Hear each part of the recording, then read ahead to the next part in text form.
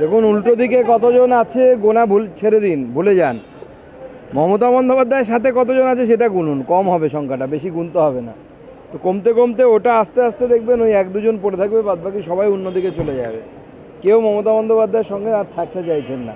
আমরা এটাই বারবার বলতাম, রেজাল্টের আগে বলতাম, তখন মানুষের মনে হতো রামকৃষ্ণ আইভিএফ সেন্টার, মা হওয়ার স্বপ্ন পূরণ। নির্ভরযোগ্য চিকিৎসা এখন আপনারই শহরে, জীবনরেখা হসপিটাল।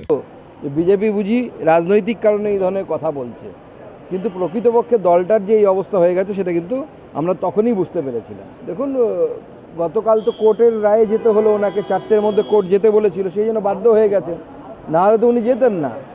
রাজার মতো থাকা অভ্যেস, তৃণমূলের যুবরাজ ছিলেন, কোর্টের রায় বলে যেতে হলো। সিআইডি সিবিআই ইডি যেই ডাকতো কারো কোথাও তো যেতে চাইতেন না।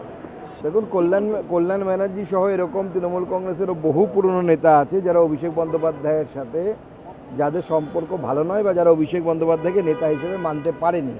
কারণ আপনি হঠাৎ করে প্যারাশুট নিয়ে নামবেন আর নেতারা মেনে নেবে আপনাকে, এটা হতে পারে না। এবং সেই জন্য এই ধরনের ঘটনা ঘটছে। এখন তৃণমূল কংগ্রেসই ঠিক করুক কাকে রাখবে, কল্যাণকে রাখবে নাকি অভিষেক বাবুকে রাখবে, না কল্যাণবাবুকে রাখবে, নাকি মমতা বন্দ্যোপাধ্যায় কোন দিকে যাবে সেটা তার ব্যাপার।